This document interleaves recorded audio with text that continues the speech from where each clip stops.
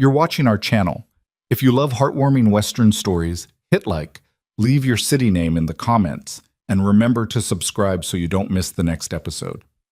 Today, we're in Black Ridge, a town living in fear, where a cold man rules with silence, and a young woman stands alone before a crowd no one dares to speak. This is the story of a moment when one sentence changed everything. The dust never fully settled in Black Ridge. It hung in the air between the buildings like something the town couldn't shake loose, fine and pale and permanent, coating the hitching posts and windowsills and the boots of anyone foolish enough to stand still too long. People in Black Ridge learned early not to stand still. You kept moving, kept your eyes down, kept your business to yourself. That was the unspoken agreement that held the town together, or at least kept it from falling apart any faster than it already was. There were 2 saloons, a general store, a livery that smelled of rot and old leather, a church nobody used on Sundays anymore, and a sheriff's office with a door that hadn't opened from the inside in 3 years. The sheriff, a man named Aldous Price, had gotten very good at pretending he wasn't home. He'd grown fat and careful, and he'd learned the same lesson everyone else in Black Ridge had learned. Some men in this territory were not worth crossing. Colt Mercer was one of those men.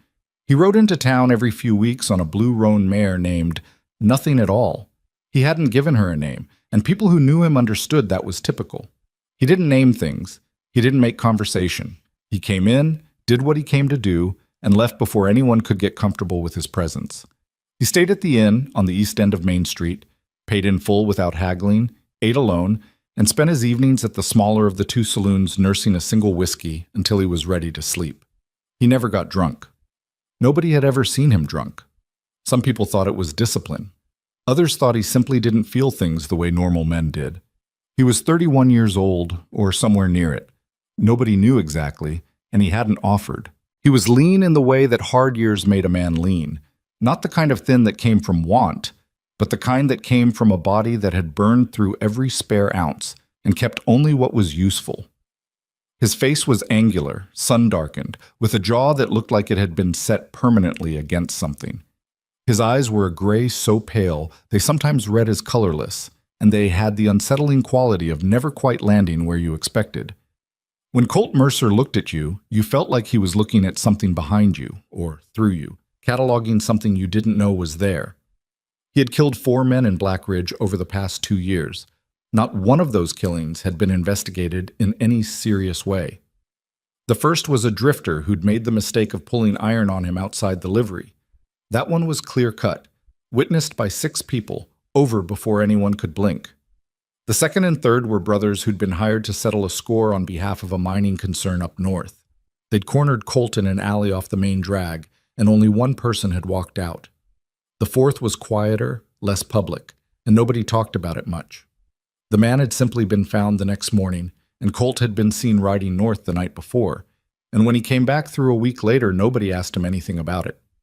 The point was that people in Black Ridge had adjusted their behavior around the fact of Colt Mercer the way they adjusted around a river that flooded.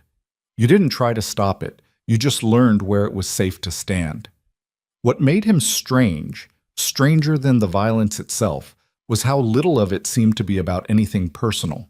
He didn't have enemies in the way that most dangerous men had enemies, grudges, feuds, points of pride. He didn't drink too much and pick fights. He didn't run with any faction or crew, didn't take sides in any of the ongoing disputes that kept Black Ridge simmering beneath its quiet surface. He was hired for things, sometimes. People came to him when something needed doing that nobody else would touch. He charged what it was worth and he did what he said he would do, and then it was over. That was all. He had no friends. He didn't seem to want any. Women had tried, over the years, in the way that women sometimes try with closed-off men, believing that the right kind of attention will find the crack in the wall. None of them had found it. He was polite in a formal way, not cold exactly, but distant in a manner that made warmth feel beside the point. He thanked people for things. He said please, and excuse me, and good evening. He just didn't mean any of it in a way that invited anything further. The town of Black Ridge had constructed an entire mythology around him, the way small places do when they're trying to make sense of something that doesn't fit their categories. People said he'd fought in the war. People said he'd been a marshal once and had quit when the law stopped meaning what it was supposed to mean. People said he'd been wronged in some catastrophic way that had burned out whatever made a man soft. Nobody said these things where he could hear them. Half the stories contradicted each other. None of them were confirmed. What was confirmed was simple. If Colt Mercer was in a room and trouble walked in, trouble usually walked back out. That Wednesday in late September, he'd ridden in around midday. The sky had that flat, white quality it got in the deep end of summer when the heat was still hanging on past its welcome, and the dust was worse than usual because there hadn't been rain in 3 weeks.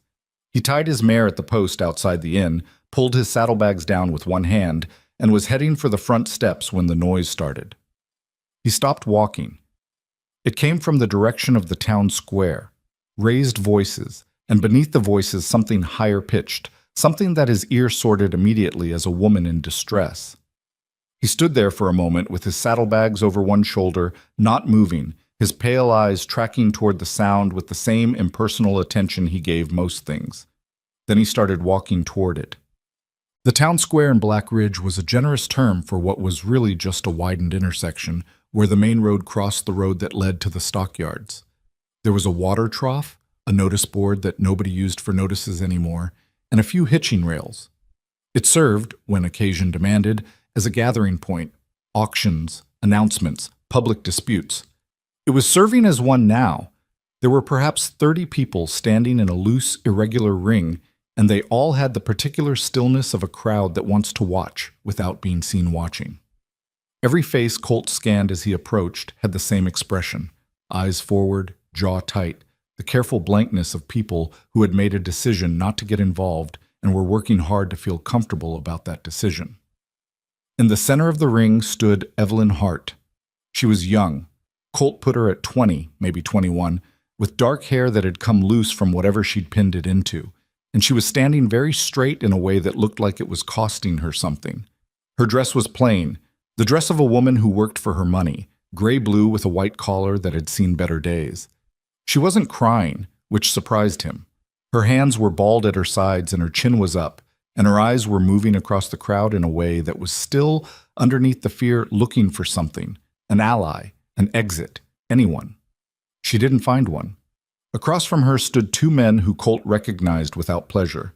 Wade Calloway was the older one, 25 or so, broad through the shoulders with his father's blunt jaw, and his father's way of taking up more space than he needed to, as if the world owed him room. Beside him was his younger brother Dennis, thinner and quicker-eyed, with the nervous energy of a man who'd gotten away with things for long enough that he'd stopped thinking about consequences. They were the sons of Harlan Calloway, who owned the largest cattle operation in the county and whose money had, over the years, become indistinguishable from the law in this part of the territory. Wade was holding something. From the distance Colt was crossing, it took him a moment to identify it. A small cloth purse, the kind women kept in their pockets. "Caught her fair and square," Wade was saying, loudly enough that it was clearly meant for the crowd as much as for Evelyn. "Come out of Mrs. Alderman's place with this in her hand. That's stealing. Everybody here knows it." "I was returning it." Evelyn's voice was steady, but thin at the edges. "I work for Mrs. Alderman 3 mornings a week. She asked me to bring her—" "Mrs. Alderman's not here to say that, is she?" Dennis said, and he had the smile of someone enjoying this. "She's ill. I can take you to her. I can show you." "That's a real convenient story," Wade said. The crowd was silent. Colt scanned it again. He saw men he knew by name, men who'd lived in this town for a decade and more, men who had wives and children and who knew perfectly well who Evelyn Hart was and who the Calloway boys were, and every single one of them was looking at the ground or the sky or anywhere that wasn't the center of that ring. He recognized it. He'd seen it before, in other towns, in other configurations. Fear settled into communities the way silt settled into rivers, gradually, invisibly, until one day you looked and the water wasn't running clean anymore. These people weren't bad. Most of them probably thought what was happening was wrong. They just had children to feed and roofs that needed fixing, and they knew, with the bone-deep knowledge of people who'd watched what happened to those who pushed back against the Calloways, that today was not the day they were going to be a hero. Wade reached out and closed his hand around Evelyn's wrist. She didn't scream. She pulled back sharp and hard and said, "Let go of me." in a voice that cracked down the middle with the effort of keeping it controlled. Colt set his saddlebags down against the water trough. He walked into the circle. The crowd parted for him without being asked. That was how it always was. Something about the way he moved, not fast, not aggressive, just completely without hesitation, made people step aside before they'd consciously decided to. He crossed the open ground and stopped about 6 feet from Wade Calloway, and Wade let go of Evelyn's wrist because he turned to see what the shift in the crowd meant, and now he was looking at Colt Mercer, and his hands had decided, without consulting the rest of him, that they didn't need to be holding anyone right now. Colt looked at Evelyn first, quick, assessing. No visible injuries, frightened but intact. Then he looked at Wade. He said 4 words. "Don't touch her." The square went absolutely silent. Not the silence of people holding their breath. Something deeper than that. A silence that seemed to press down from the flat white sky, like weight. Dennis had gone very still beside his brother. Wade's jaw was working, some combination of surprise and something that wanted to be outrage, but was having trouble getting there in the face of those pale, impersonal eyes. "Mercer." Wade said it like he was testing the name. "This doesn't concern you." "It does now." "She's a thief. We caught her in the act." "You caught her carrying something." Colt's voice was even, almost bored. "That's not the same thing. You know it isn't, and everybody standing here knows it." There was a sound from the crowd. Not words, just a shift, a collective exhale. Wade's face had gone through several expressions in the span of 10 seconds. He was a man who'd spent his whole life understanding, at a cellular level, that his father's name was a kind of armor. He'd walked into confrontations his whole life knowing that armor was there. He was feeling right now the unfamiliar sensation of wondering whether it would hold. "My father's going to hear about this," he said. "I expect he will," Colt said. "You're making an enemy of the wrong family." "I've made enemies of worse." That landed. Colt watched Wade process it, watched him do the math that everyone in Black Ridge had eventually done, adding up the 4 dead men and the reputation and the way even the sheriff kept his door closed when Colt Mercer was in town, and arriving at the same answer everyone arrived at eventually. Wade looked at his brother. Dennis was studying the ground. "This isn't over," Wade said. "I didn't think it was." The 2 brothers moved. Not running. They were too proud for that. But moving with the careful speed of men who decided that today had enough problems, that recalibrating was smarter than escalating. The crowd shifted around them as they went, and then it shifted some more as people decided, one by one, that they had other places to be. In 30 seconds, the square was nearly empty. Evelyn Hart stood where she'd stood through all of it, her hands still balled at her sides, watching the Calloway brothers go. Then she turned and looked at Colt Mercer. "You didn't have to do that," she said. "I know." She was quiet for a moment, and he saw her try to decide what question to ask first from the several that were clearly moving behind her eyes. She settled on, "Why did you?" Colt looked at her steadily. He hadn't asked himself the question. He wasn't entirely sure he had an answer that would mean anything to her or to him. "He had his hand on your arm," he said finally. It wasn't a complete explanation. He could see from her face that she knew it wasn't a complete explanation. But she also seemed to understand somehow that it was the truest thing he had to offer right now, and she accepted it with a small nod. "They'll come back," she said, "with more men." "Probably." She looked at him for a long moment, and in that look he saw something he hadn't expected. Not gratitude exactly, or not only gratitude, but a kind of careful, considered attention, as if she was doing the same math about him that the Calloway boys had just finished doing, and arriving at a different answer. "There's something you should know," she said. Her voice had dropped, not in fear, but in the particular register of someone who is about to say something they've been carrying for a long time. "About why they really came after me. It's not about the purse." Colt waited. The dust settled around them in the quiet square, and somewhere down the street his mare shifted at the hitching post, and the flat white sky pressed down, and Evelyn Hart began to tell him what she knew. She didn't tell him everything at once. That wasn't how Evelyn Hart operated. Colt could see that within the first 2 minutes of listening to her. She was careful with information the way people were careful with things they'd nearly lost. She measured it out in pieces, watching his face between each piece to see what he did with it, deciding whether the next piece was safe to hand over. They'd moved off the square by then. Colt had picked up his saddlebags from the water trough and walked her without discussion toward the narrower street behind the general store, where there were fewer windows and fewer people with reasons to be standing near them. She'd followed without being asked. That told him something, too. "Mrs. Alderman isn't just sick," Evelyn said. She was walking beside him, not quite keeping pace. She was shorter by nearly a foot and had to work at it, and she kept her voice low even though the street was empty. "She's been sick for 3 weeks, and before she got sick, she was scared." Scared of what? Of losing her house. Evelyn glanced at him sideways. "She's lived in that place for 19 years. Came out here with her husband before the territory was even properly settled. He died 8 years ago and left her the deed, free and clear, no mortgage, nothing owed. She had paper on it, good paper, signed and witnessed and filed." "Had," Colt said. "Had." Evelyn's mouth tightened.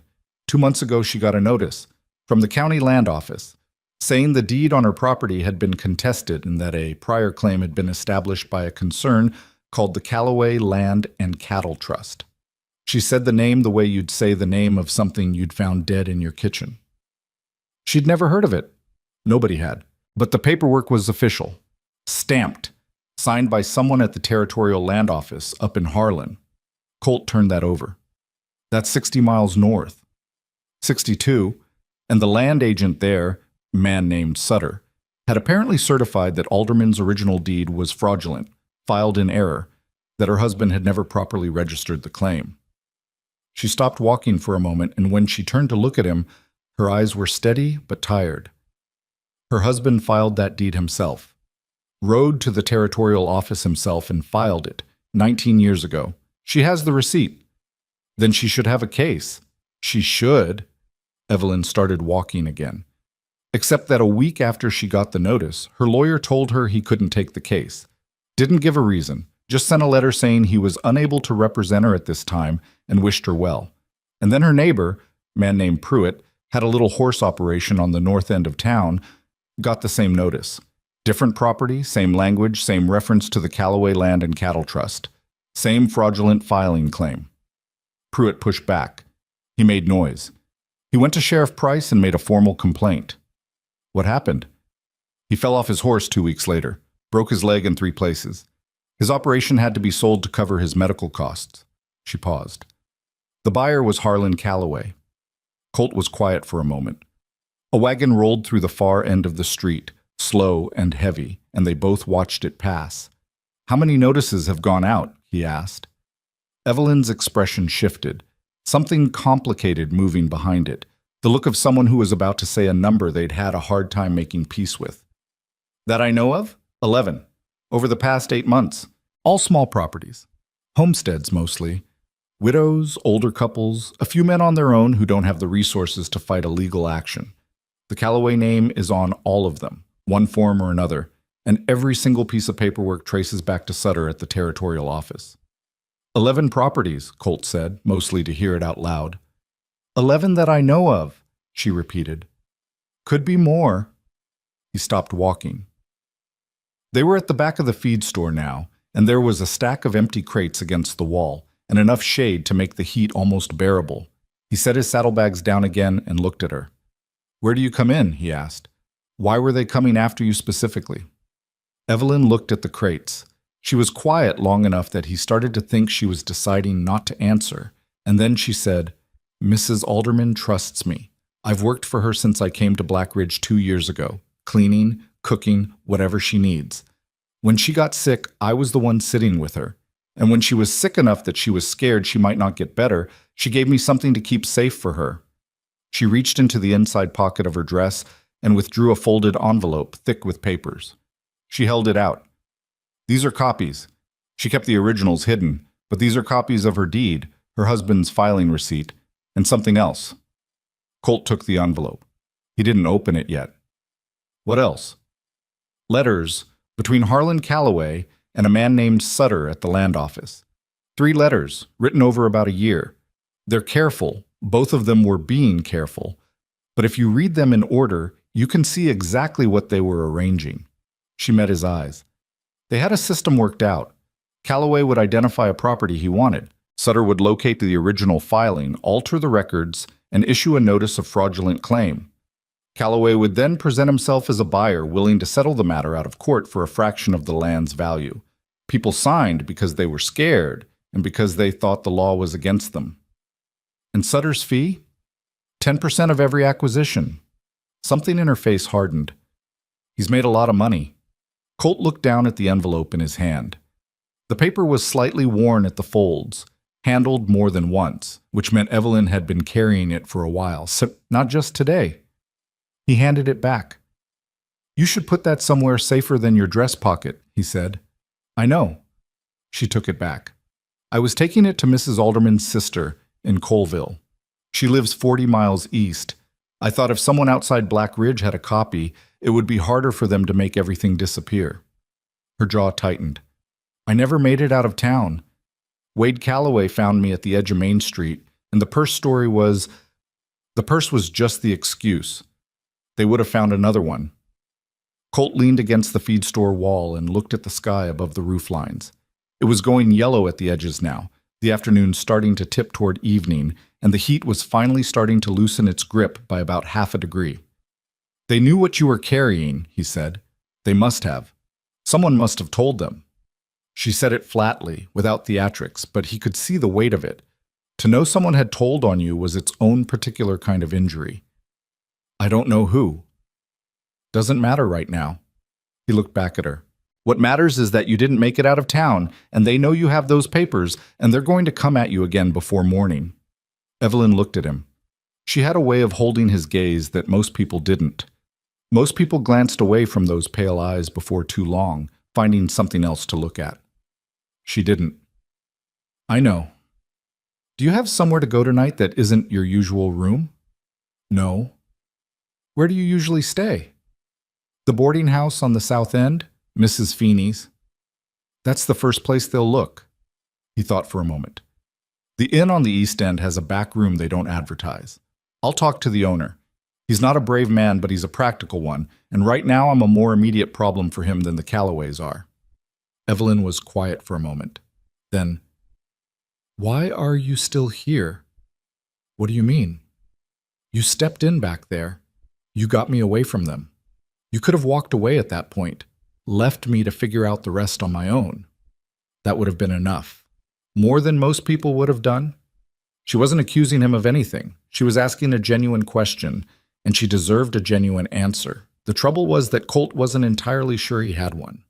He'd been asking himself some version of the same question since he'd walked away from the water trough. He got involved in things when he was paid to. He didn't get involved in things when he wasn't. That had been the arrangement he'd made with himself a long time ago, and it had served him adequately. It kept things clean. It kept the edges from getting ragged. But he'd put his saddlebags down before he'd walked into that circle. He'd made the decision before he'd heard a word of what Evelyn Hart was carrying.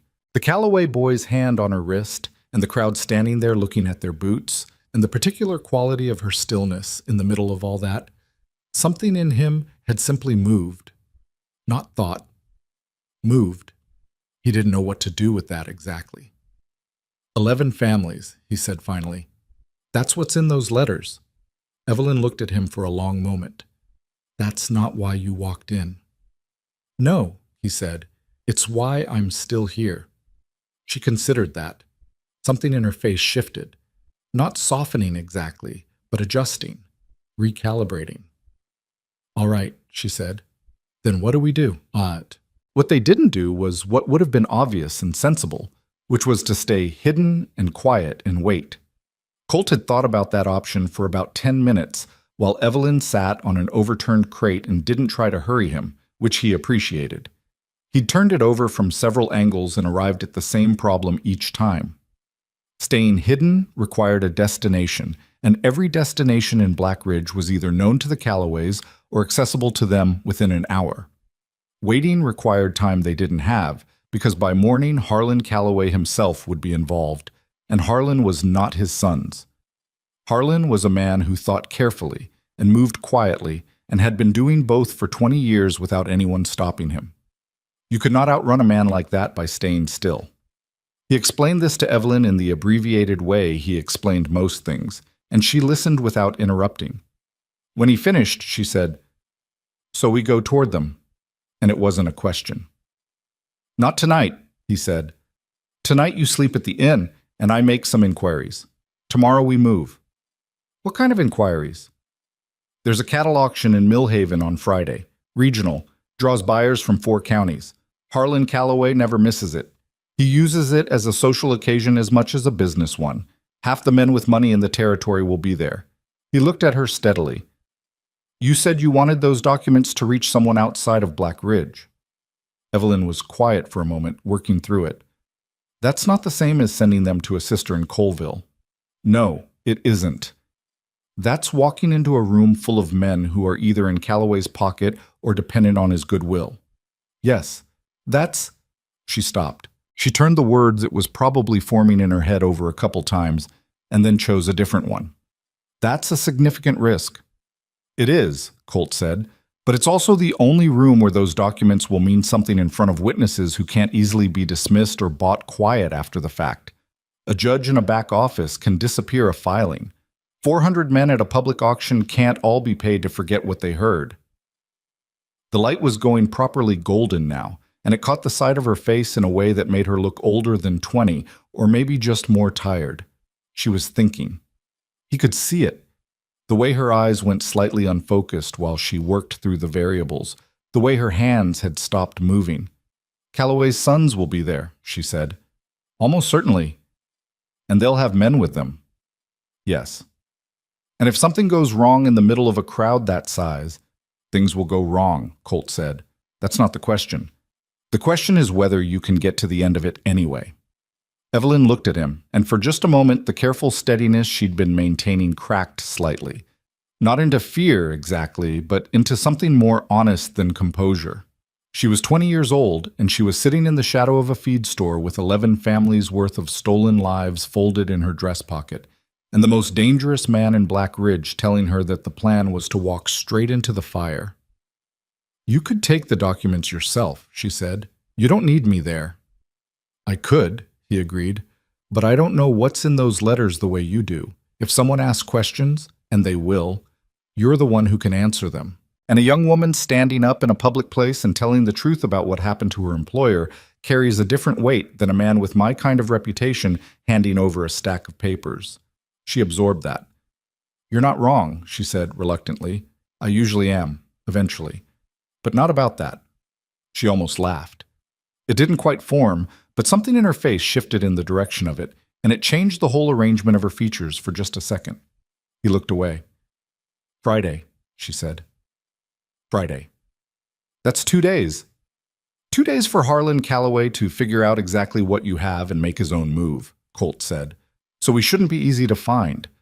Evelyn stood up from the crate, straightened her dress with both hands, the automatic tidying of someone who'd grown up being told that your appearance was the one thing you could control, and tucked the envelope back into her inside pocket. "I want to get word to Mrs. Alderman's sister anyway. Not the documents, just she should know what's happening. Write a letter tonight. I'll see it gets on the morning stage." She nodded. Then she looked at him sideways, that careful, measuring look she had. "You're doing a lot of things that aren't your problem." "Don't make more of it than it is," he said, picking up his saddlebags. "I'm not making anything of it." She started walking. "I'm just noting it." He fell into step beside her, and they walked back toward the main street in the amber-going orange light of a September evening in Black Ridge, and neither of them said anything further. There wasn't much more to say. The shape of the next 2 days was already setting up around them like weather moving in, and Colt Mercer had long since learned that there was no point in talking about weather. You could see it coming or you couldn't, and either way it arrived. Somewhere on the north end of town, a horse was moving fast on packed dirt, not running, but close to it. Colt registered the sound without looking toward it, filed it, kept walking. Someone was carrying word to Harlan Calloway. He'd expected that. He'd expected it from the moment he'd walked into the square that afternoon, from the moment he'd said 4 words and watched the crowd's face change. You could not make a move like that in a town like Black Ridge and expect it to stay quiet. The question was never whether Calloway would find out. The question was what he'd do once he did, and how fast, and whether 2 days was enough time to make it not matter. Colt thought it probably was. He thought that right up until midnight, when 3 men he didn't recognize knocked on the back door of the inn and asked the owner whether a man matching his description had checked in recently. The owner said no. It wasn't true, but it bought them until morning, and sometimes that was all you got. Morning came in gray and close, the kind of morning that felt like it was holding something back. Colt was already awake when the light changed. He'd slept in the chair by the window. Not from any particular caution, though caution was part of it, but because he'd been thinking too hard to lie flat, and the chair at least let him think with his eyes open. He'd watched the street below through the gap in the curtain until around 3 in the morning, when the 3 men who'd come asking about him finally gave up their slow patrol of the block and drifted off toward wherever Calloway's money was housing them. He'd noted their faces. He didn't know their names, but names weren't what mattered.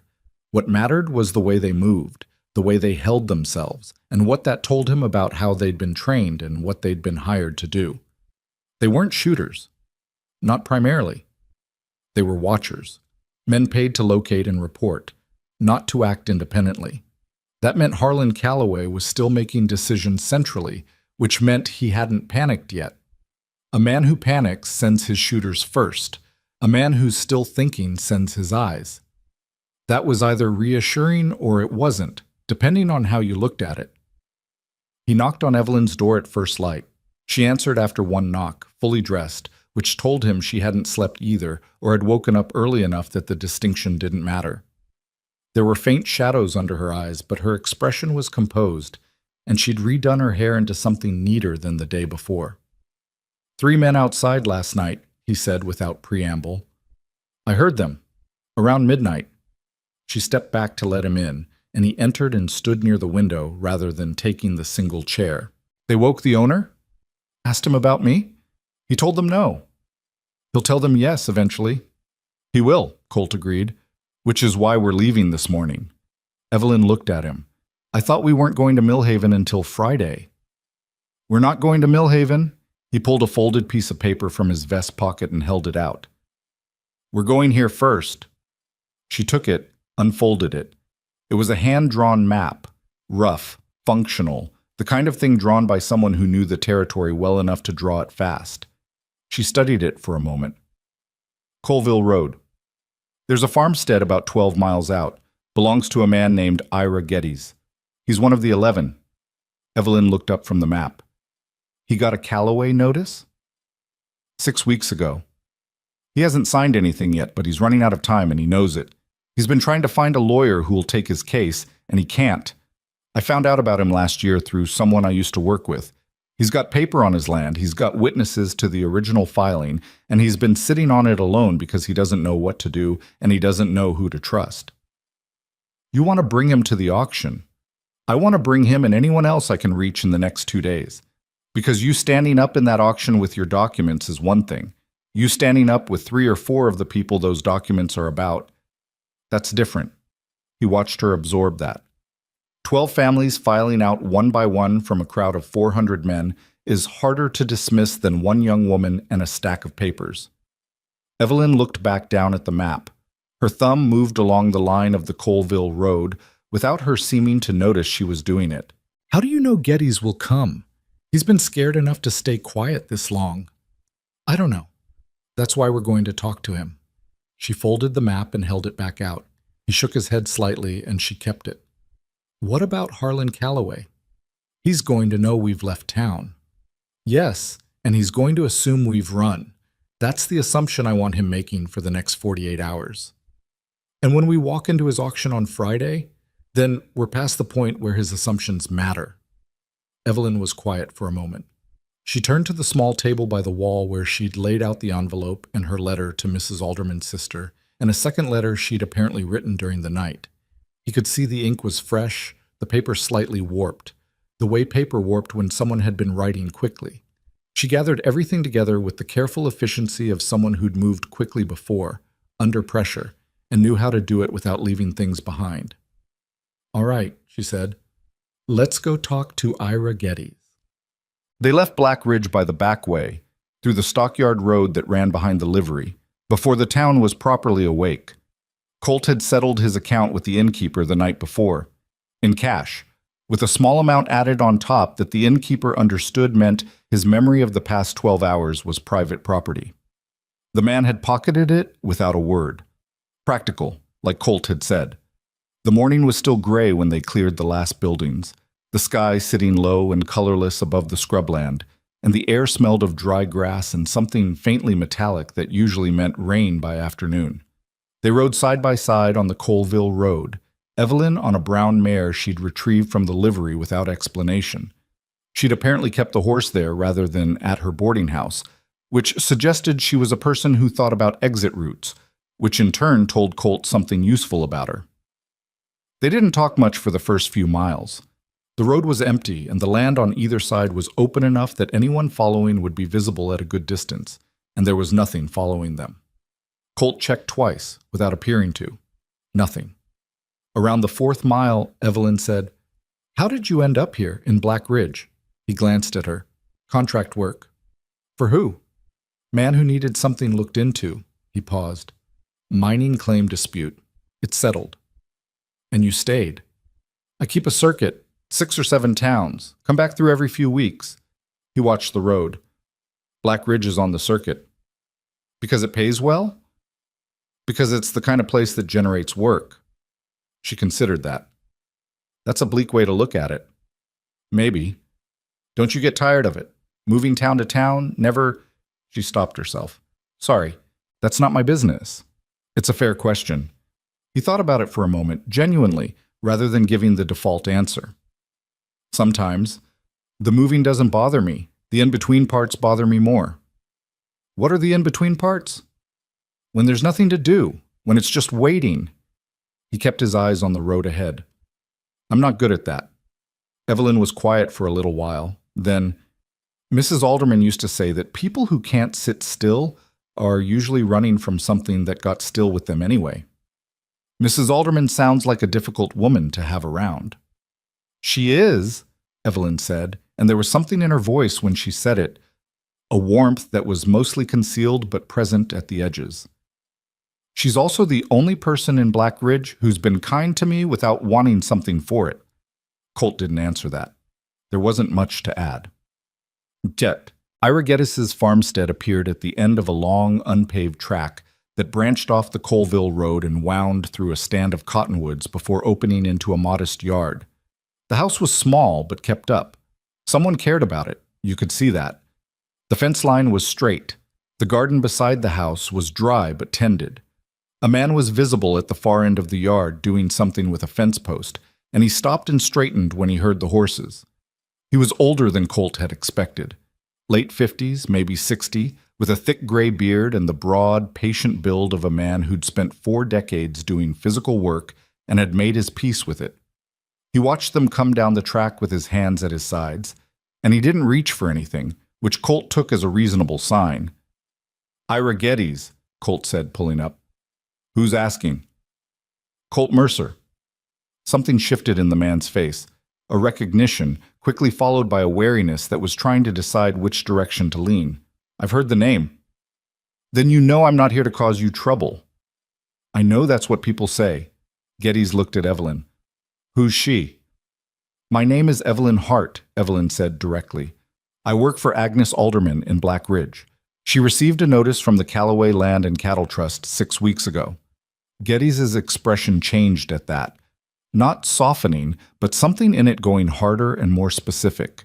He looked between the two of them, and then he looked back at his fence post as if deciding something, and then he looked back at them. "Get down off those horses," he said. "Come inside." His wife, a small woman named Ruth, who moved around her kitchen with the automatic efficiency of someone who'd been feeding people in difficult circumstances for 30 years, put coffee on without being asked, and then sat at the table with them. She was not the kind of woman who left the room when men were talking business. Geddes didn't seem to expect her to. Colt let Evelyn do most of the talking. It was the right call. Geddes was a man who'd learned to be suspicious of strangers, and particularly of strangers like Colt.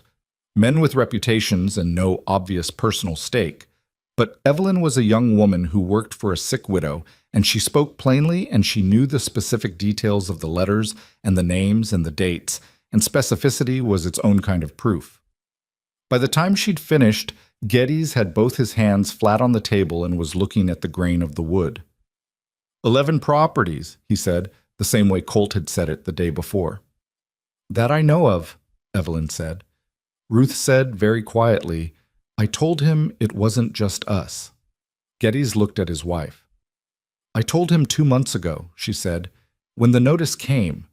I said, Ira, something this organized doesn't start and stop with one farm. She said it without heat, just the flat, tired quality of someone who'd been right about something and hadn't wanted to be. Geddes turned back to Evelyn.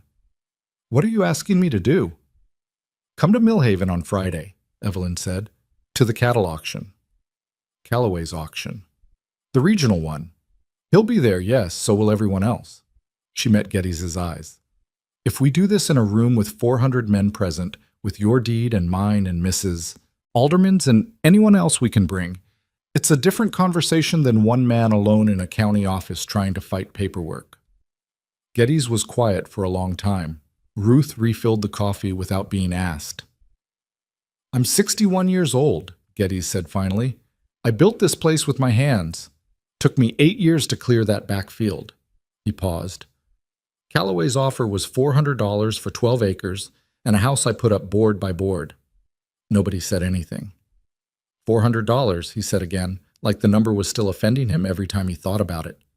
Your land is worth 6 times that at a conservative assessment, Colt said. I know what it's worth. Geddes looked at him. What are the odds that this works? That we walk into that room and come out the other side with our land still ours? Colt thought about lying. He thought about giving the man a comfortable answer, the kind of answer that smoothed the decision over and made it easier. He didn't do either. I don't know, he said. It depends on how many people show up and how those documents hold up under scrutiny and whether there's anyone in that room with the position to act on what they hear. It might work. It might not. But I can tell you what the odds are if you stay here and wait for Calloway's next letter. Geddes looked at him steadily. 0. Close enough. Another silence. Ruth was looking at her husband with the particular expression of a woman who has already made her own decision and is waiting for her husband to arrive at the same place. When Geddes finally looked back at her, she gave him nothing but a level, quiet look, and he seemed to read it accurately. We'll be there, Geddes said. They found 2 more families before Friday. A homesteader named Crane, 30 miles east of Black Ridge, who'd received his notice 4 months ago and had spent those 4 months getting quietly furious about it in the way that slow-burning men do, building towards something he hadn't yet found a shape for. When Evelyn told him the shape, he was quiet for a long time, and then he said yes with the brevity of a man who doesn't waste words on a decision once it's made. The other was harder. A widow named Dorothea Vale, who ran a small poultry operation on the western edge of the territory, who met them at her door with a shotgun and a 6-week-old baby on her hip, and told them she wasn't interested in any plan that required her to be in a room full of men who could hurt her. It took an hour of sitting on her porch, and Evelyn doing nearly all the talking, and it wasn't eloquence that turned it.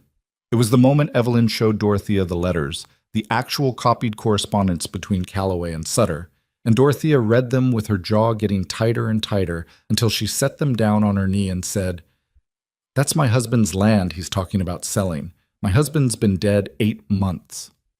After that, she didn't need convincing. She needed arrangements, someone to watch the baby, someone to watch the birds, and a promise that she could leave before dark. Evelyn made the arrangements.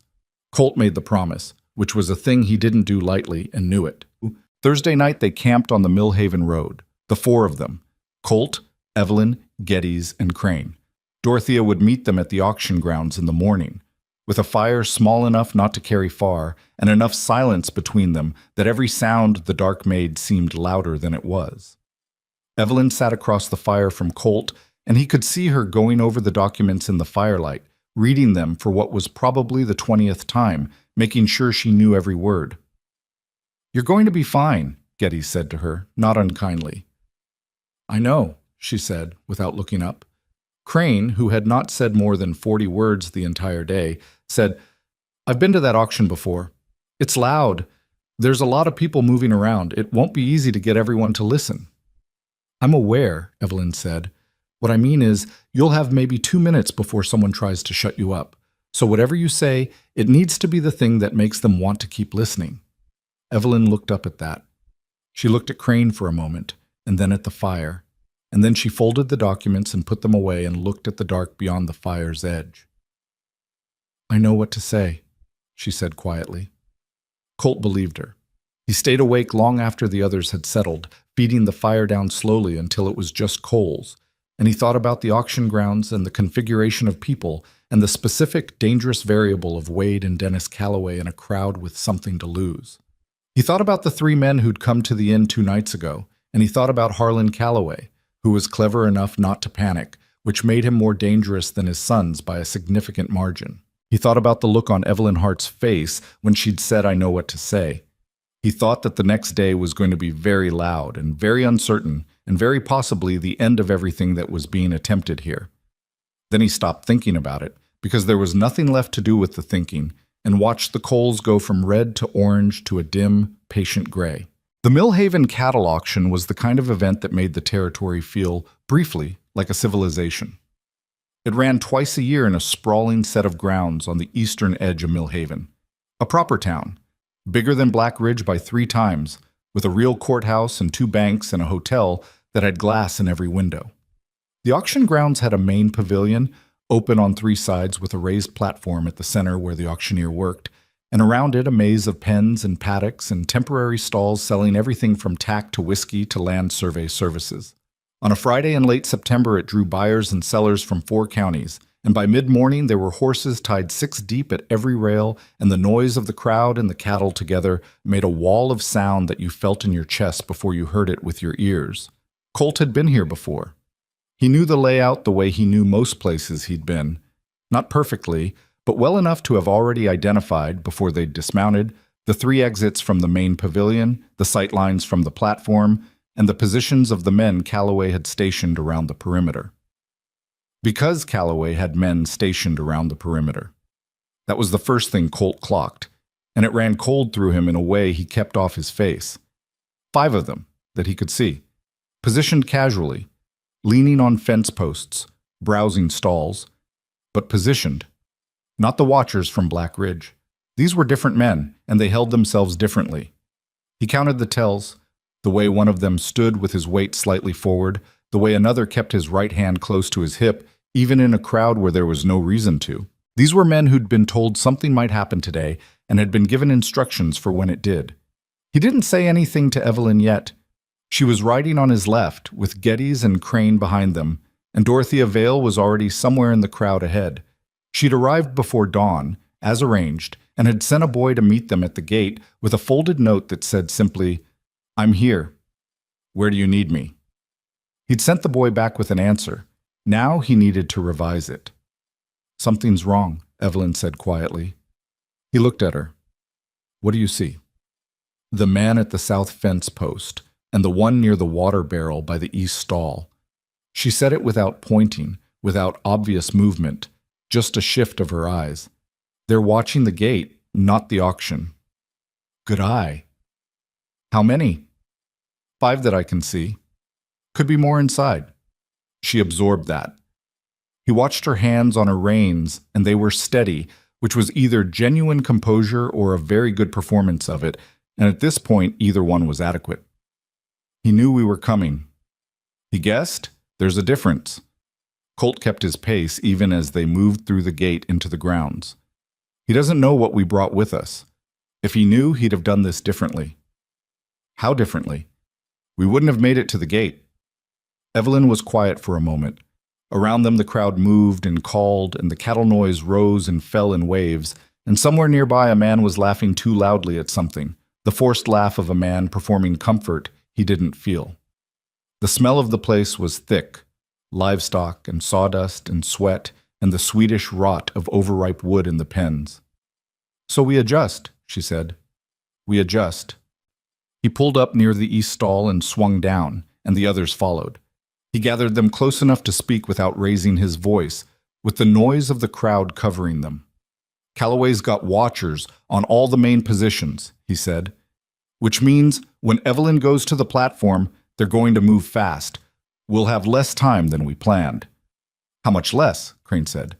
2 minutes, maybe less." Geddes made a sound in the back of his throat. "That's not much." "No, so here's what changes." Colt looked at each of them in turn. "Evelyn goes up alone and starts talking. The moment she starts, the three of you position yourselves at different points around the pavilion, not together, separate. When she gets to the part about the notices, each of you calls out that it happened to you. Loud enough for the platform to hear, loud enough for the men near you to turn and look." He paused. "I can't give you a lot of time, but I can give you a little more than 2 minutes. That's my part." "What's your part?" Evelyn asked. "Managing the interference?" She looked at him for a long moment. "Colt, it's fine. That's not an answer. It's the answer I have." He looked at her directly. "Can you get up on that platform and hold the room?" She held his gaze. Something moved behind her eyes. Not fear exactly, more like the feeling of standing at the edge of something and deciding not to look down. "Yes," she said. "Then that's all that matters right now." He didn't wait for more discussion. He walked them through the crowd to a position near the south edge of the pavilion, from which all three of the others could see the platform and disperse without difficulty, and then he left them there and moved in a different direction. Harlan Calloway was standing near the main pens on the west side of the grounds, talking to two men Colt didn't recognize, buyers by the look of them, from further east where the money came from older places.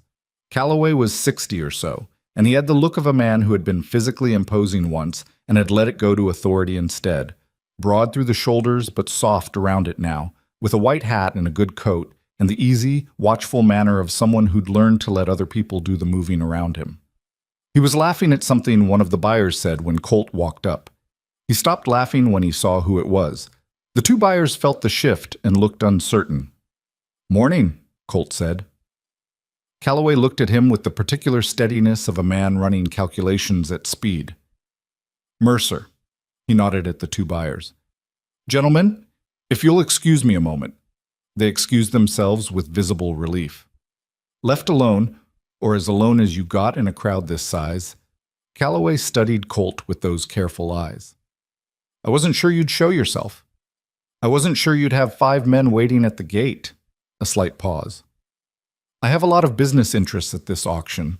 A man in my position takes precautions." "Sure," Colt said.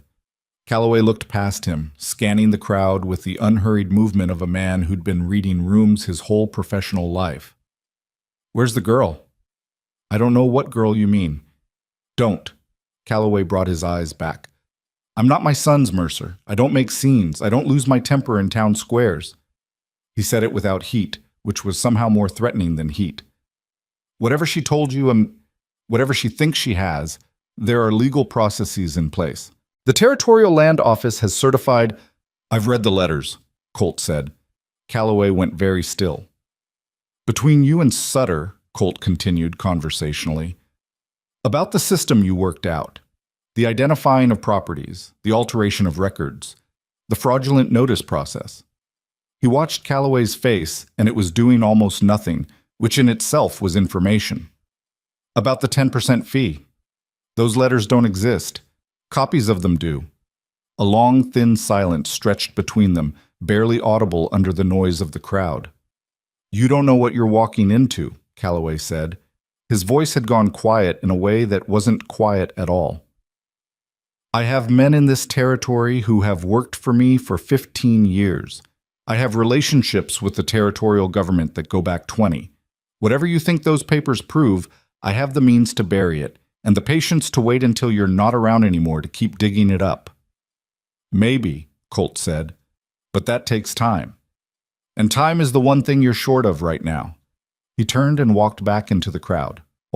He was 50 feet away when he heard Calloway say something sharp and low to whoever was standing behind him, and he kept walking without looking back because looking back was the wrong move, and he knew it.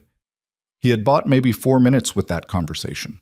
4 minutes of Calloway recalibrating, deciding whether Colt was bluffing about the letters, deciding how to reposition his men. 4 minutes of Calloway looking at him instead of at the pavilion. He moved to a position near the northeast corner of the main pavilion, where a support post gave him a clear sightline to the platform and the crowd and the main entrance, and he waited. At the edge of the platform, Evelyn appeared. She'd gotten there on her own, worked her way through the crowd to the auctioneer's assistant who ran the platform schedule, and said something to him that Colt couldn't hear. He saw the assistant shake his head. He saw Evelyn hold something out, paper, probably, and say something else. The assistant looked at the paper, looked at Evelyn, looked uncertain. Then, slowly, he stepped aside. She went up the 3 steps to the platform alone. The auctioneer, a heavy-set man named Pruitt, who'd been running this sale for 12 years, looked at her with genuine surprise. He was mid-breath, about to announce the next lot, and for a moment the two of them just looked at each other on that raised platform in front of 400 people. "I'm sorry," Evelyn said to him, and her voice was clear enough to carry. "I need 2 minutes." Pruitt blinked. He was a practical man, experienced enough to sense that something significant was happening, practical enough to step back rather than make it worse. He raised one hand to the crowd, a gesture of pause, and moved to the side. Evelyn turned to face the crowd. Colt watched her from the northeast corner. He watched her look at 400 faces, buyers and sellers and ranchers and hands, men who knew Harlan Calloway, and men who owed him money, and men who'd never met him, men who'd been doing business out here for decades, and men who'd just arrived and were still learning the landscape. He watched her take a breath that he could see from 50 feet away, the visible rise and fall of her shoulders, and then she opened her mouth. "My name is Evelyn Hart," she said. "I live in Black Ridge. I'm here because the woman I work for is losing her home to a fraud that has been running in this territory for almost 2 years. The crowd noise dropped. Not to silence, not yet, but a significant portion of it turned toward the platform in the way that crowds did when something real was happening, something that wasn't the scheduled business. Evelyn kept going. She spoke the way she'd spoken in the alley behind the feed store, plainly, specifically, without flourish. She named the Calloway Land and Cattle Trust. She named Sutter at the Territorial Land Office. She named the 11 properties, including Mrs. Alderman's and Gettys's and Dorothea Vale's, and she named the dates and the amounts and the language of the fraudulent notices. She held up the copied letters, and she read from them, the specific careful language that Calloway and Sutter had used, and every word landed in the growing quiet of the crowd like a stone into still water. At about the 1-minute mark, Colt saw 2 of Calloway's men start moving toward the pavilion from different directions. He pushed off from the post. He met the first one at the south edge, a broad man who put his hand on Colt's chest and said something that got lost in the crowd noise. Colt took the man's wrist, applied a very specific pressure to a very specific point, and the man sat down on the ground with an expression of surprised pain. The second was coming in from the east, and Colt changed direction to intercept him, and there was a brief, ugly 30 seconds near the fence post that drew the attention of perhaps a dozen people nearby, but not the larger crowd, which was still listening to Evelyn. He heard from inside the pavilion a voice call out, "That happened to me." Gettys, loud and steady, from the north side of the crowd. And then, from the west, "My deed, same notice, Calloway Land and Cattle Trust." Crane, even louder. And then a woman's voice from somewhere in the middle of the crowd that Colt had lost visual on. "My husband built that farm. I have the filing receipt." Dorothea Vale, and her voice broke in the middle of it, and held anyway, which was somehow more powerful than if it hadn't. The crowd sound changed, not into outrage yet, into something that was trying to decide what it was. People near Gettys were turning to look at him. People near Crane were asking him questions. The man next to Dorothea had taken a step back to see her face. On the platform, Evelyn said, "I have copies of correspondence proving that this fraud was deliberate and organized. I am willing to turn those copies over to any territorial official or legal authority present today." That was the moment the crowd became something else. 400 people was a lot of people to manage, and nobody managed them. It wasn't a clean pivot. It wasn't a moment of unified moral clarity. What it was messier and more human than that. 50 conversations starting at once. Men grabbing each other's arms to say, "Did you hear that?" Men who recognized the names of the affected properties because they knew those people. Men who'd had their own dealings with the Territorial Land Office and were doing private arithmetic. Two of the buyers Calloway had been talking to earlier were now talking to each other with serious faces. A man near the front of the crowd climbed up on a fence rail to see the platform better, and Harlan Calloway came through the south entrance of the pavilion with Wade and Dennis behind him and 4 men beyond them, and the crowd parted for him the way it always did, and he walked toward the platform with his jaw set and his eyes on Evelyn Hart, and Colt moved to put himself between. Calloway stopped when he saw him. The two of them stood in the aisle between the crowd and the platform, and the people near them stepped back without being asked, opening a space that felt like the center of everything. "Move," Calloway said. "No," Colt said. Wade stepped forward and Colt looked at him, and whatever Wade saw in those pale eyes stopped him. Dennis had his hand near his gun, and Colt clocked it and said, "If that comes out, there are 400 witnesses. Think about what you're doing." Dennis's hand moved away from his hip. Behind Colt, someone in the crowd said loudly, "Let her finish." He didn't know who. He didn't look. But it was one voice, and then there was a murmur that was several voices. And then Calloway was standing in the aisle surrounded by 400 people who were watching him with expressions that had changed in the last 3 minutes, from curious to something with more edge to it. The armor was cracking. Colt could see it happening, not in a single dramatic moment, but in the way Calloway's eyes moved, checking faces in the crowd, finding them less friendly than he'd built his life assuming they'd be. The two Eastern buyers were still talking. A man near the back had a notepad out. "This isn't over," Calloway said, and it was almost exactly what his son had said in the square in Black Ridge 4 days ago. "You already said that," Colt said. "Through your son." Something flickered in Calloway's face. The first real thing Colt had seen there. From the platform above them, Evelyn said, "I'll answer any questions. From anyone." And the crowd, imperfectly and noisily and all at once, turned away from Harlan Calloway and back toward the young woman standing alone on the raised platform, holding a stack of papers that had been passed to her by a sick widow who had simply been trying to keep her house. Calloway stood in the aisle for another moment. Then he turned and walked back toward the south entrance, and his sons followed him, and his men followed his sons, and nobody moved to stop them because nobody needed to. They left, and the crowd closed behind them, and it was done. Not neatly, not finally, not without the long grinding legal processes that would follow for months. But the thing that had been keeping it in place, the agreement of silence that fear built and maintained, cracked open in that pavilion on a Friday in late September, in front of witnesses who couldn't all be paid to forget. Colt stood in the aisle and listened to the crowd noise change for the 3rd time that morning, into something that was neither fear nor outrage, but something older and less comfortable. The sound of people deciding they should have said something sooner. The legal proceedings took 4 months, and they were the longest 4 months Evelyn Hart had ever lived through. Not because they were dangerous, but the danger had peaked and broken in that pavilion in Millhaven, in the 30 minutes between when she'd climbed those 3 steps to the platform and when Harlan Calloway had walked out the south entrance with his sons behind him. After that, the danger didn't disappear exactly, but it changed shape. It became the danger of paperwork and delays and counterfilings, and the specific grinding anxiety of watching something you'd set in motion move at a speed completely outside your control. That was its own kind of hard. Different from fear, but not easier. She stayed in Black Ridge through all of it. That hadn't been the plan. She hadn't had a plan beyond the auction, if she was being honest with herself, hadn't let herself think past the platform because thinking past it had felt like tempting something.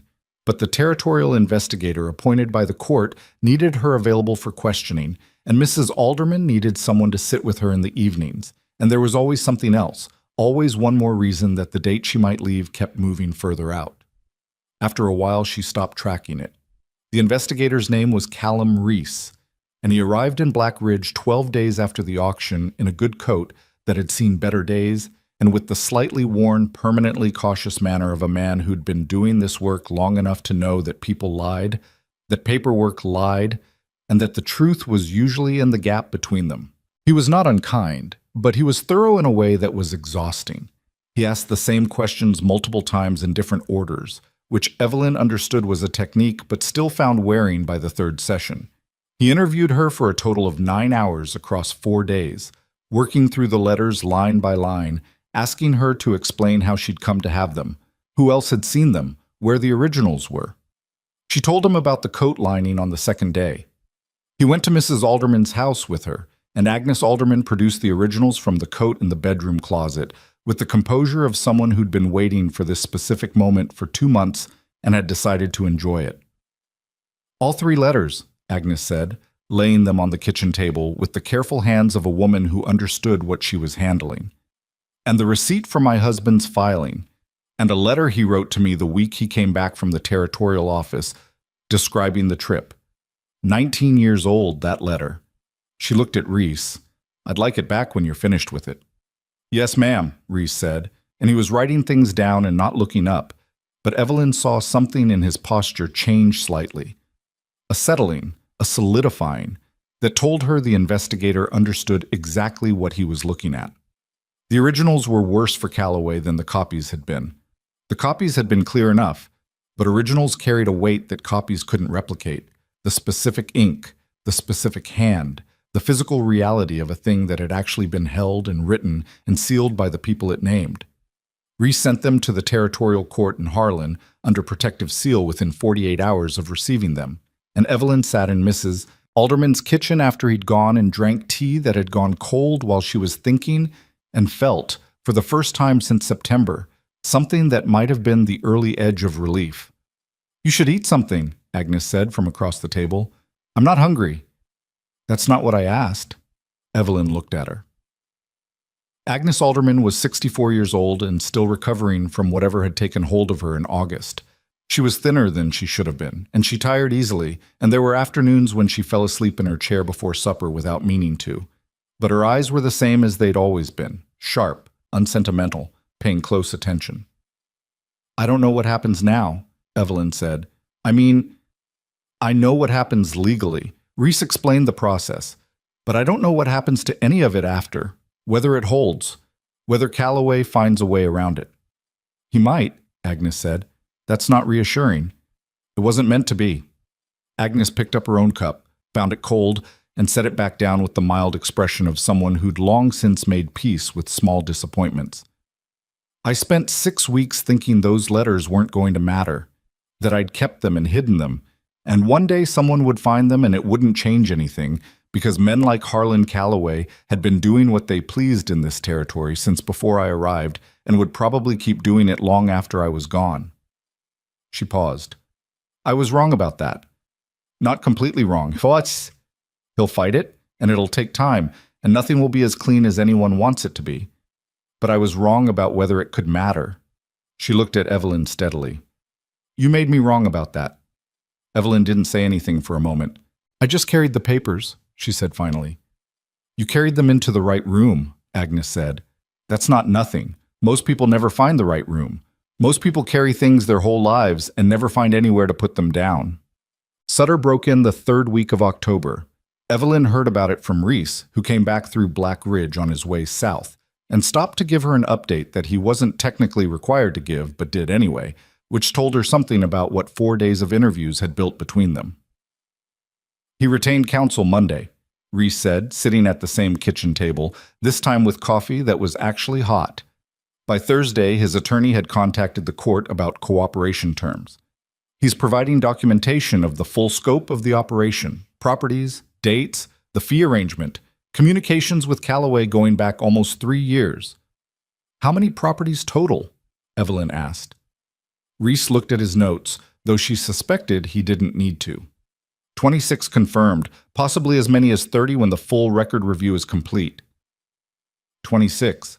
She'd known 11 when she'd stood on that platform. She'd thought 11 was the number that would end her, that standing up in front of 400 people and saying 11 families' names out loud would be the hardest thing she'd done. She hadn't known it was only a part of the truth, and that the full truth was nearly 3 times worse. 30 families, she said. "Approximately." "And Calloway?" Reese closed his notebook. "That's a more complicated question. He has representation, good representation, the kind that money buys when money is the only thing a man has left to spend." They're going to argue that Sutter acted independently, that Calloway was a buyer acting in good faith on certifications from the Territorial Land Office, that he had no knowledge of... He stopped. You've heard this kind of argument before. No, Evelyn said, but I can imagine it. It won't hold. The letters are too specific. The fee arrangement is too documented. But it means the process will be slow, and there will be rulings and counter-rulings, and Calloway will be in and out of territorial court for the better part of 2 years before it's resolved. He looked at her with the careful honesty of a man who respected her enough not to clean things up. The land reversals for the confirmed cases. Those can proceed separately and faster. That process starts next month. But Calloway himself seeing consequences, that's longer. I know, Evelyn said. And she did know. She'd known it from the beginning, if she was honest. Had known that what they'd done in Millhaven was not an ending but a crack in something, and that the thing on the other side of the crack would take time to come through. How long before the first reversals? November, if the court moves quickly. January at the latest for the bulk of them. She nodded. She looked at her coffee. Thank you for telling me. You earned the information, Reese said simply, and picked up his hat. Wade Calloway was arrested on a Thursday in early November on charges of extortion and criminal conspiracy. Evelyn heard about it the way most people in Black Ridge heard about it, through the general store, where news arrived with the supply wagons and spread outward from there with the specific velocity of information that a town had been waiting for. She was buying flour when the wagon driver said it, and the 2 other women in the store both turned at the same time, and there was a moment of collective stillness that was not quite celebration and not quite disbelief, but somewhere in the middle of both. The charges stemmed partly from the letters and Sutter's testimony, and partly from 3 men Wade had paid over the years, men who'd delivered notices, applied pressure, in 2 cases done things that crossed well past the line of legal coercion, who had decided, once Sutter's cooperation became known, that their own arrangements with the Calloway family were less binding than they'd previously appeared. Dennis turned himself in 2 weeks later. He'd been in a town called Faro, 60 miles west, which was either coincidence or foresight, depending on how charitable you felt toward him. His attorney negotiated a cooperation agreement that gave him a lighter path in exchange for testimony, which meant that Dennis Calloway would spend the next several years being the least popular member of his family at any gathering, which Evelyn thought was probably its own kind of punishment. Harlan Calloway himself was not arrested in November or December.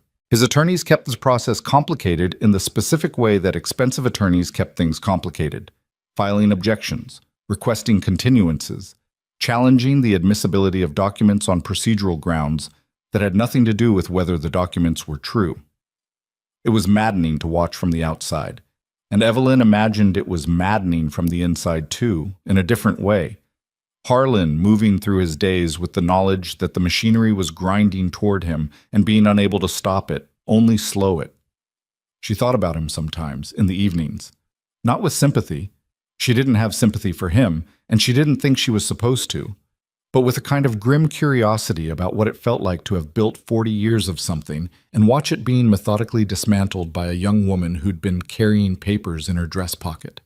Whether he understood yet that the papers weren't what had done it, that what had done it was simpler and older than any document, that it was just people, finally, saying out loud what they'd known privately for years. She didn't know. She never would know. Some things about other people remained opaque regardless of how long you thought about them, and that was probably as it should be. Ira Geddes got his deed back on a Tuesday in late November, and he drove into Black Ridge in his wagon with Ruth beside him and found Evelyn outside the general store. It seemed to be the place where things happened to her in this town, and climbed down and shook her hand with both of his, which Ruth later told her was the most emotionally demonstrative she'd seen him since their wedding day. 12 acres, he said, holding her hand. Every bit of it. I know, she said. Reese told me last week. I wanted to tell you myself. He was looking at her with the particular expression of a man who had things to say and no practiced way of saying them. We've been on that land for 11 years, built everything we have from it. When that notice came, he stopped, started again. I thought about selling, Ruth knows. I didn't tell her for 2 weeks, but I thought about it. Taking the $400 and going somewhere else and starting over.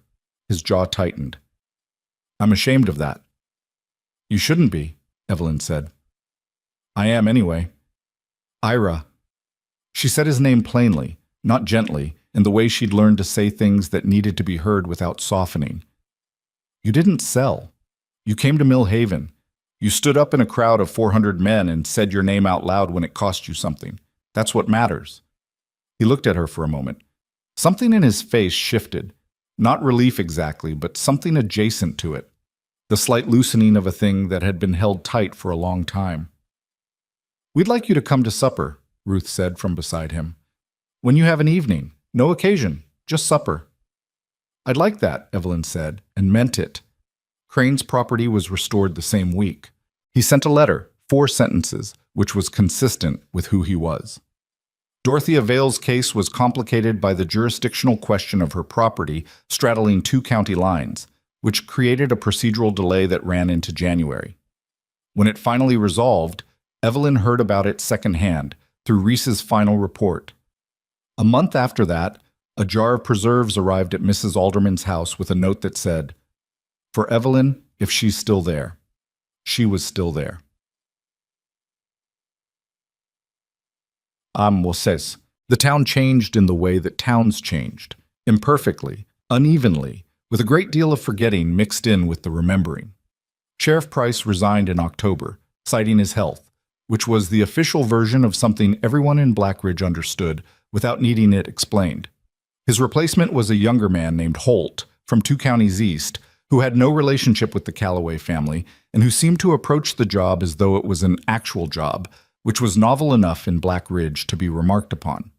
He wasn't a particularly impressive man in any individual way, but he showed up consistently and dealt with problems when they were small rather than waiting for them to become large, and over time that turned out to matter more than impressive. The people who'd stood in the town square that Wednesday in September and said nothing, they were the part that didn't resolve cleanly, and Evelyn had stopped expecting it to. Most of them never raised it directly. A few went out of their way to be helpful to her in the months that followed, in the slightly overcompensating manner of people trying to quietly balance an account they'd never openly acknowledged. She let them. It cost her nothing, and it seemed to cost them something, which she figured was the appropriate distribution. One man did speak directly. His name was Hess, a farmer who'd been close enough to the center of the square that day to have seen everything clearly. He stopped her on the street in December, on a cold morning with frost still on the boards, and said, "I was there. That Wednesday. I didn't say anything." Evelyn looked at him. "I've got 3 kids," he said. "That's not an excuse. I know it's not an excuse. I want you to know that I know that." She thought about several responses. Thought about telling him it was all right because that was the thing you were supposed to say, the thing that smoothed it over and let both people walk away feeling better. She didn't say it because it wasn't entirely true, and she'd spent enough of her life saying things that weren't entirely true in order to make other people comfortable. "I know you know," she said instead. "That's something." He nodded. He was still looking at the ground, and she thought he'd probably be looking at the ground about this for a while longer, and that was his to carry. She couldn't take it from him, and wouldn't have if she could.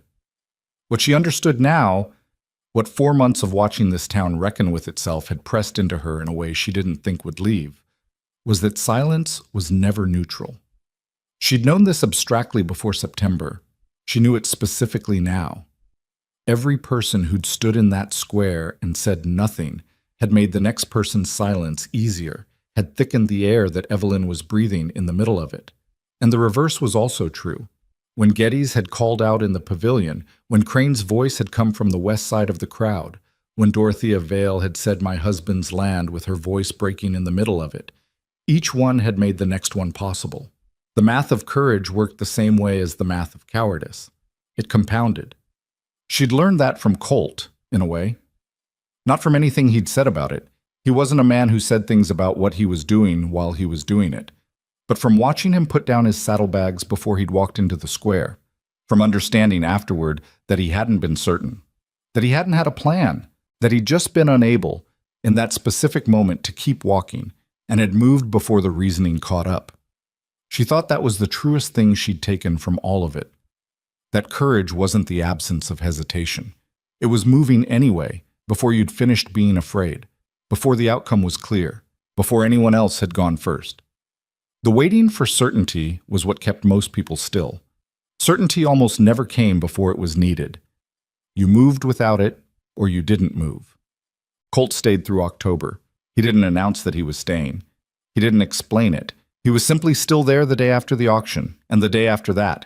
And eventually enough days had passed that his continued presence became unremarkable, folded into the ordinary texture of Black Ridge the way he'd always folded into places, quietly, without making demands on anyone's attention. He helped where his presence was useful. There were 3 separate occasions in October when men connected to Calloway's operation tested the situation. Once at Geddes' farm, once at the road leading to Dorothea Vale's property, once in a more ambiguous encounter outside the saloon in Black Ridge that could have been coincidence and almost certainly wasn't. None of the 3 occasions escalated past the point of a hard conversation and a clear demonstration that the cost of escalation was prohibitive. Colt was good at that particular demonstration. He'd had a lot of practice. Where his presence wasn't useful, he stayed out of it. He spent evenings at the smaller saloon, nursing the same single whiskey he always nursed. And twice in October, Evelyn joined him, and they sat at the corner table and talked about things that had nothing to do with Calloway or the court or the documents. He told her about a town he'd passed through 3 years ago, further south, where a woman had built a library out of donated books, and it had become the most used building in the territory. She told him about the 2 years she'd spent in Missouri before coming west, working in her aunt's boarding house, and how she'd arrived in Black Ridge believing she was just stopping temporarily, and how temporary had become something harder to name. "Does it bother you?" she asked him once, "not having a place that's yours?" He thought about it genuinely, which she'd noticed he did with most questions. Didn't give the automatic answer, actually considered before he spoke. "Sometimes. Not the way it would bother most people. I don't want a house." He turned his glass slightly on the table. "I want—" He stopped. "What?" "I don't know exactly. Something to matter. Not in a permanent way, just while it's happening." He looked at her with those pale eyes that most people found unreadable, and that she'd been reading for weeks now, and what she read in them was something careful and almost reluctant. This mattered. She held his gaze. "Yes," she said. "It did." They were quiet for a little while after that, in the companionable way of 2 people who didn't need to fill silence to justify their presence in it. On the morning he left, a clear Tuesday in early November, cold enough that your breath was visible, and the frost was still hard on the window glass at 7 in the morning. She came out of the boarding house while he was saddling the mare. She hadn't decided to. She'd been in her room eating breakfast and had simply found herself at the door, and then outside, with her coat pulled around her and her hands in her pockets. He saw her coming and kept working the cinch, which she appreciated. No theater, no moment of loaded stillness. Just a man finishing what he was doing and turning to look at her when he was done. "You could stay through December," she said. "I know. Mrs. Alderman has been suggesting it for 3 weeks. I know that too. She told me directly." Something moved in his expression. "She told me I had a face like a closed door, and that closed doors were only useful when there was something worth keeping inside, and that it was a waste of good lumber to keep them shut all the time." Evelyn looked at him for a moment. "She said that to you?" "Last Thursday." "She never said anything like that to me." "She probably didn't think you needed to hear it." He turned back to check the saddlebag buckles, ran his hand down the mare's neck once. "She's a difficult woman to argue with. No one in Black Ridge has ever successfully argued with her. I've watched people try." "I believe it." He turned back. In the cold morning light, he looked older than he usually did, or maybe just more present. Less of the careful flatness he kept on his face in public, and more of whatever was underneath it, which was not warmer exactly, but more real. "I'll come back in spring." "You said that already." "I mean it." She studied him for a moment. She'd gotten good at reading him over the past weeks, at understanding the difference between the things he said because they were expected and the things he said because they were true. This was the second kind. She could hear it. "All right," she said. He swung up onto the mare and settled, looked down at her from that height, and she looked back up at him, and neither of them said anything further because there wasn't anything further that needed saying. The shape of it was clear enough without words, which was unusual, which was probably one of the things that made it matter. He rode south on the main street, and she stood at the edge of the road and watched him go. A few people on Main Street saw him pass, the man from the laundry who nodded from his doorway, two men from the feed store who raised a hand, old Hess on his step who stopped sweeping and stood straight. Colt didn't perform anything in response.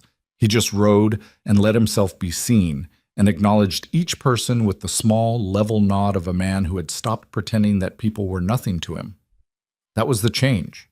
Not in anything dramatic or declared, just in that small, visible thing. The nod that said, "I see you," and meant it, from a man who'd spent years perfecting the art of passing through without leaving a mark. He left a mark. He probably knew that.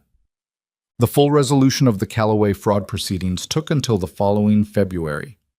26 properties were restored to their original owners.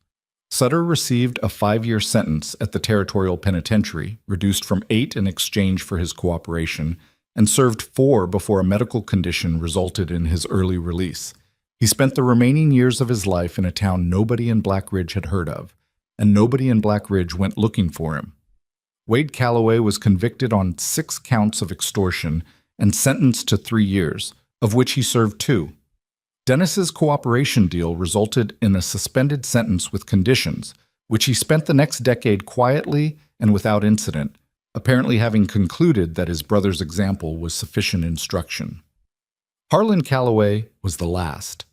His attorneys delayed the process until January of the following year, and the final hearing was held in Harlan at the Territorial Courthouse, in a room with high ceilings and bad light and 20 people in the gallery. Evelyn was one of them. She'd taken the stage up the day before and stayed at a boarding house near the courthouse, and she sat in the second row of the gallery and watched Harlan Callaway stand before the judge and listen to the charges read aloud in the flat procedural language of the law, which somehow made them sound worse rather than better, stripped of context, stripped of the individual faces behind each stolen deed, reduced to counts and dates and amounts. He was convicted on 4 counts of land fraud and 2 counts of conspiracy. The sentence was 3 years, with the possibility of parole at 18 months given his age, and the provision that all fraudulently acquired properties be restored to their original owners, a process that the court had already largely completed without him.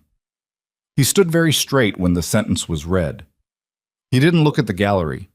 He had the bearing of a man who had decided, at some point in the preceding months, that dignity was the only thing he had left that was entirely his, and he was going to hold on to it regardless of what it cost him. Evelyn watched him and felt something she hadn't expected. Not sympathy, nothing close to that, but a recognition of something. The quality of a person realizing, too late, that the thing they'd built their life on had always been hollow, that the respect and deference and room clearing that had followed him for 40 years had never been about him at all. It had been about what people believed he could do to them. Strip that away, and there was just an old man in a good coat, standing in a bad light, with nothing left to stand behind. She left before he was escorted out. She didn't need to see that part. Spring came to Black Ridge later than it should have, the way it sometimes did out here. February going cold and gray, and then March not much better, and then one morning in early April the light changed and the scrubland went green at the edges, and the air had that quality it got when winter was done arguing. Evelyn was sitting on Mrs. Alderman's porch when she heard the hoofbeats. She'd been there most of the morning, with a cup of coffee and a book she hadn't been reading, watching the street. Agnes was inside, asleep in her chair, which she did most afternoons now. Her health had stabilized over the winter, but not improved significantly, and Evelyn had stopped expecting it to improve and started focusing on what could be made comfortable rather than what might be fixed. That was its own kind of adjustment. She didn't look up immediately when she heard the horse. She'd learned over the winter not to put too much onto approaching sounds, not to make a habit of expectations. But then she heard the particular pace of it, unhurried even, the pace of an animal that had been ridden a long distance and was nearly done. And she looked up. The blue roan mare came around the corner of the main road, and Colt Mercer was on her back. And he looked exactly the same, which was both expected and somehow slightly startling after 5 months. The same long-coated stillness, the same pale eyes moving across the street with that habitual assessment that had nothing hostile in it, just the careful attention of a man who'd learned early to know what was around him. He saw her on the porch. He turned the mare toward the house and came down the side road and pulled up at the fence, and for a moment they just looked at each other across the 20 feet of yard in the mild April light, with the sound of the town going about its morning behind him. "Spring," she said. "April," he said. "I got held up in March." "I wasn't counting." "You were a little," he said.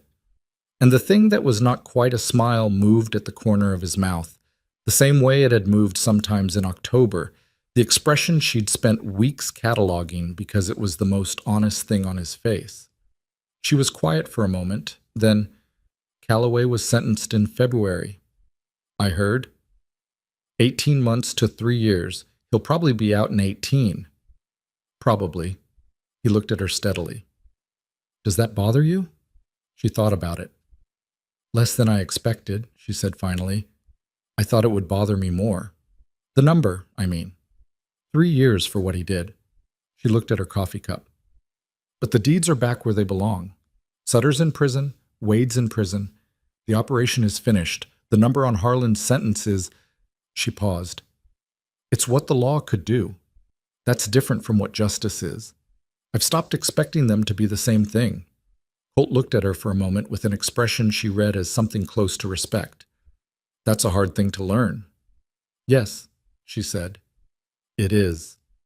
He swung down from the mare and tied her at the fence post and came through the gate and up to the porch. And Evelyn moved her book off the second chair without being asked, and he sat down. He sat the way he always sat, slightly forward, with the particular quality of a man who was never entirely not paying attention. But there was something else in it today, something slightly less armored than she remembered from October, or maybe she was just reading it differently now, with 5 months of distance and the slow change that winter worked on how you saw things. "Agnes inside?" he said. "Asleep. She'll be furious she missed you." "I'll be here when she wakes up." Evelyn looked at him sideways. "How long are you staying?" He was quiet for a moment. "I haven't decided." "That's different from October. October, I knew I was leaving in 2 weeks. I just hadn't said so." "I know you hadn't said so," she said. "I knew anyway." He looked at her. "I know you did." The morning sat around them easy and mild, with the town sounds coming in, a wagon on the main road, someone calling to someone 2 streets over, the distant complaint of a horse being asked to do something it objected to. Normal sounds. The sounds of a place that was, imperfectly and incrementally, becoming something different from what it had been. Mrs. Alderman's deed was on the wall inside the front door, properly framed. Ira Geddes was planting his back field. Dorothea Vale's baby had started walking, according to the last word Evelyn had received. Crane had bought 2 additional acres adjoining his property, which was the kind of move a man made when he'd stopped waiting for the next bad thing and started planning for something further out. Sheriff Holt was doing the job. The smaller saloon had new owners who kept better hours. A lawyer named Marsh had opened an office on the south end of Main Street and advertised in a handwritten notice in the general store window that he took cases on terms that small landowners could manage, which was either genuine or optimistic, but was at least the right direction. None of it was the territory transformed. The territory was still hard and imperfect, and full of men who believed that what you could take was what you deserved to keep. There would be others like Calloway, maybe not as organized, maybe not as patient, but the same essential thing, people who looked at a landscape of people trying to hold on to something modest and saw only opportunity. There always had been. There always would be. But a crack had opened in something, and cracks didn't close on their own. The 26 families who had their land back would remember why they had it. The 400 men who'd been in that pavilion would tell people what they'd seen. Reese had filed a full report with the territorial court recommending systemic review of land registration procedures, which was the kind of recommendation that disappeared into bureaucracy most of the time, but occasionally didn't. The journalist from the Millhaven Register had written 3 more articles in the months following the auction, and his editor had forwarded copies to 2 newspapers in the capital. Things moved slowly.